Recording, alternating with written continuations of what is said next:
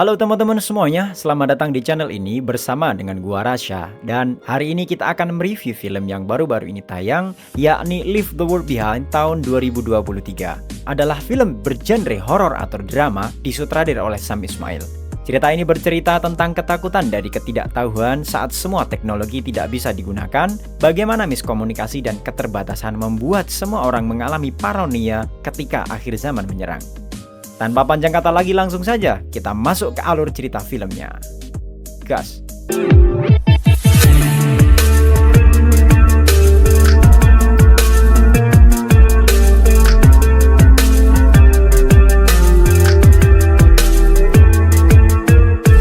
Cerita akan berfokus kepada keluarga yang ingin melakukan liburan karena sudah berbulan-bulan terlalu fokus dengan rutinitas yang menjenuhkan.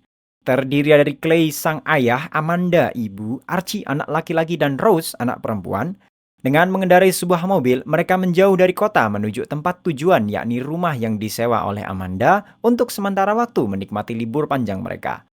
Dan setibanya di lokasi, dengan gembira Archie dan Rose segera melompat ke kolam renang yang tersedia sebagai fasilitas rumah tersebut. Dikarenakan tak memiliki stok makanan yang cukup, Amanda segera bergegas belanja ke pasar terdekat. Saat di pasar, ia melihat seseorang yang sedang memborong banyak belanjaan yang tidak seperti biasanya, layaknya orang yang sedang menghadapi bencana. Namun karena dirasa hal tersebut bukan urusannya, Amanda segera bergegas untuk langsung pulang. Sesampainya di rumah, Amanda dan seluruh member keluarga segera melanjutkan rencana liburan mereka. Tanpa pikir panjang, mereka semua mendatangi pantai terdekat untuk berjemur dan berpiknik keluarga. Sesaat sampai di pantai, Rose melihat kejanggalan perahu yang mendekat ke pantai, namun karena dirasa perahu besar tersebut masih jauh, bisa saja perahu tersebut akan bersandar di salah satu dermaga di dekat tempat tersebut, tutur sang ayah. Dan alangkah tak disangka-sangka, apa yang dikatakan Rose terbukti benar adanya. Perahu yang sudah diperkirakan tiba-tiba nyelonong masuk ke pantai, membuat semua penghuni pantai lari beramburan menyelamatkan diri. Singkat cerita, waktu sudah berada di rumah, Amanda yang sedikit penasaran dengan kejadian perahu nyuksep di pantai, mencoba mencari tahu di internet, yang ternyata didapati internet sudah mati sepenuhnya. Di malam hari saat Clay dan Amanda asik menikmati malam romantis mereka, pintu rumah diketuk oleh seseorang yang belum mereka kenali. Dengan membawa sebatang vas untuk berjaga-jaga kalau-kalau yang datang adalah penjahat, Clay membuka pintu dan mendapati ternyata yang mengetuk pintu adalah seseorang yang bernama George dan Ruth, anaknya. Di sini kita diperkenalkan dengan George. Ia adalah pemilik rumah yang disewa oleh Amanda.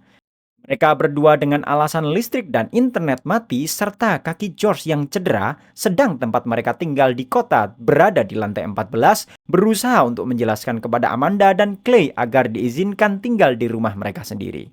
Namun justru hal ini membuat jiwa peka Amanda curiga dengan maksud dan kedatangan mereka berdua. Dengan sedikit usaha dan meyakinkan dan janji 50% uang sewa dikembalikan, akhirnya Clay dan Amanda mengizinkan George untuk menumpang di rumahnya sendiri. Di tengah malam hari saat mereka beramah tamah bersama, mereka dikejutkan dengan siaran TV tentang darurat nasional walau belum jelas apa yang sedang terjadi. Dan hal ini berlangsung hingga pagi hari, diikuti sinyal ponsel hilang, bahkan siaran TV dan radio lama-kelamaan hilang secara keseluruhan. Merasa kondisi sudah mulai tidak baik-baik saja, mereka segera membagi tugas untuk mencari tahu apa yang sedang terjadi. Clay memutuskan untuk pergi ke kota, sedang George berusaha mencari tahu dengan mendatangi rumah-rumah tetangganya. Singkat cerita, Clay ke kota, hanya menemui kota sudah sangat sepi dan hanya bertemu dengan seorang wanita yang sedang panik menggunakan bahasa Prancis. Rasa bahwa kondisi tidak baik-baik saja dan si wanita tidak bisa diajak komunikasi dua arah, Clay pun memutuskan untuk pergi meninggalkannya. Sementara George mendatangi rumah tetangga mencari info dan George tak menemukan siapapun di rumah tetangganya yang sudah berantakan tak beraturan. George memutuskan untuk keliling dan menemukan ponsel satelit. Namun semakin membuat George merasa aneh ketika ponsel satelit yang ia pegang tidak mampu menemukan sinyal apapun. George dengan kepekaan segera mendatangi pantai dekat di mana ia berada. Di pantai ia terkejut, ia mendapati banyak sekali mayat-mayat manusia akibat dari kecelakaan sebuah pesawat terbang. Dan tak lama dalam kondisi masih syok berat, alangkah terkejutnya George melihat pesawat terbang nukik jatuh tepat ke arahnya menuju tak terbatas hingga melampauinya. Setibanya di rumah, George menceritakan tentang kejadian aneh di luar kepada Amanda, tentang tetangga yang sudah tidak ada, ponsel satelit yang tidak bisa digunakan, dan banyak sekali mayat di pantai hingga melihat pesawat jatuh nyungsep ingin nyeruduk dirinya.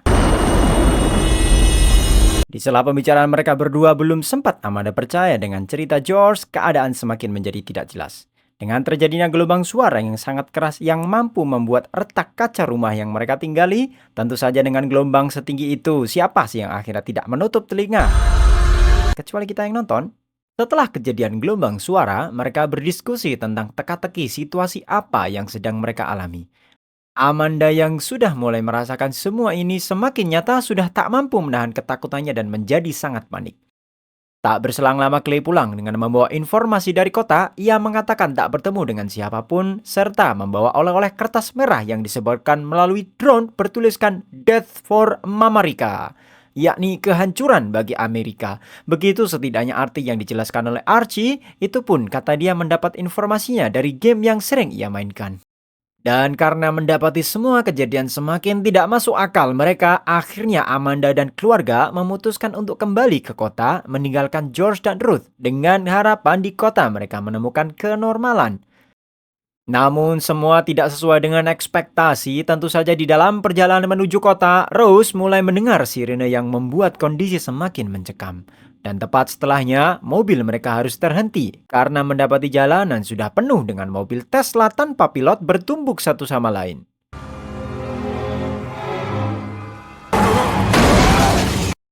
Tentu saja kejadian ini membuat mereka kalang kabut takut-takut kalau diseruduk dari belakang. Amanda pun yang menyadari mobil berdatangan ingin menumbuk mereka segera mengambil kendali, memutuskan untuk putar arah kembali menuju penginapan milik Bapak George.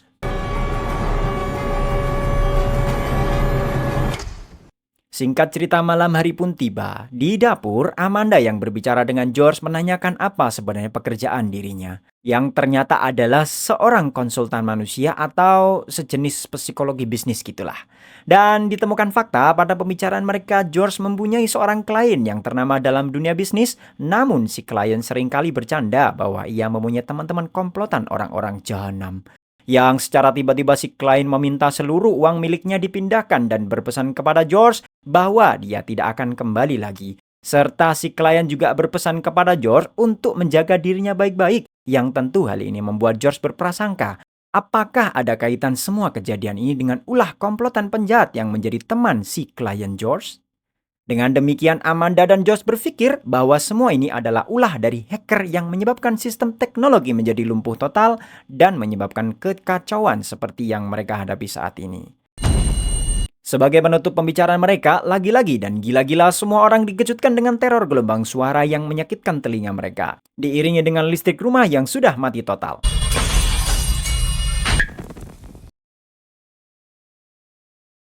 Di pagi hari, kondisi semakin membuat panik. Archie tiba-tiba memuntahkan darah dan ia mengalami keanehan pada dirinya, serta giginya tiba-tiba copot tanpa sebab. Segera mereka berdua mencari solusi di tengah kekacauan yang mereka hadapi. Beruntung, George mengingat mempunyai teman kontraktor dan dia adalah Danny, orang yang saat di awal film ditemui oleh Amanda memborong kebutuhan, seolah-olah Danny tahu apa yang tengah terjadi saat ini. Sebelum selesai mereka berbicara, Clay membawa kabar bahwa anaknya Rose tidak bisa ditemui dimanapun alias ngeluyur seenaknya. Mereka mencari dan Ruth mendapati sepeda gayuh miliknya sudah tidak ada di garasi. Saat kondisi sudah mulai panik, segera mereka membagi tugas. George dan Clay membawa Archie ke rumah sang kontraktor. Amanda dan Ruth bergegas mencari Rose di tengah hutan. Setibanya di rumah Danny, George merasa kaget karena temannya keluar rumah dengan membawa sebatang shotgun. Di sini Danny sudah merasa skeptis dan waspada dengan semua hal mengingat kondisi saat ini sedang tidak baik-baik saja. Clay menjelaskan kondisi anaknya yang membutuhkan obat, namun sayang Danny menolak mereka. Bahkan saat kondisi semakin memanas, Danny tetap kekeh dengan pendiriannya bahwa itu bukan urusannya, sembari mengacungkan sebatang shotgun di tangan. Clay dengan memohon menceritakan kondisi anak-anaknya, sehingga pada titik tertentu membuat Danny, yang sebagai seorang ayah juga merasa perlu membantunya. Akhirnya, dengan $1.000 dan belas kasihan yang masih tersisa, Denny mau memberikan obat yang mereka butuhkan. Setelah situasi mereda dan sebelum mereka pergi, Clay menunjukkan selebaran yang ditemukan berbahasa Arab kepada Denny. Dan Denny mengatakan bahwa ia sudah tahu tentang semua itu dari temannya yang berbeda kota. Berbeda persepsi antara Clay dan George, ia mengatakan bahwa ini adalah invasi dari Korea atau China yang tentu membuat teka-teki semakin tak terpecahkan. We made a lot of enemies around the world.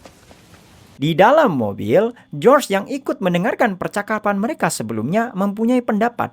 Dan di sini kita akan mendapatkan sedikit detail tentang kejadian apa yang sedang terjadi, bahwa ada satu program yang ditakuti kliennya di bidang pertahanan, program yang paling murah untuk menggoyahkan suatu negara, yaitu manuver 3 tahap sederhana menggulingkan pemerintah dari dalam. Jadi semacam kudeta dari dalam negara, perang saudara, dan pada akhirnya terjadilah keruntuhan.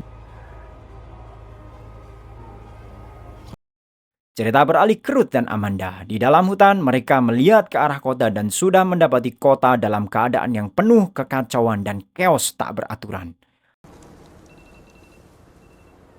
Rosie yang tak didapati dimanapun ternyata sudah berada di dalam bunker rahasia milik salah satu tetangganya. Yang di sana sudah penuh dengan fasilitas yang cukup untuk memenuhi kebutuhan semua orang-orang yang mencari perlindungan selama perang kudeta pada episode selanjutnya. Dan film pun bersambung. Nah, jadi intinya dari film ini adalah kenapa komunikasi bisa mati mendadak? Tujuannya adalah untuk membuat isolasi dengan semua hal, komunikasi dimatikan, transportasi dihentikan, membuat semua lumpuh, dan jadilah kekacauan serentak. Dan pada akhirnya negara akan kolaps. Begitulah kira-kira dan kura-kura isi filmnya. Ya wes, semoga kalian semakin penasaran dengan next episode atau next filmnya, karena di sana nanti kemungkinan besar akan dijelaskan apa yang sebenarnya real terjadi dalam film tersebut. Terima kasih sudah menonton dan bye-bye.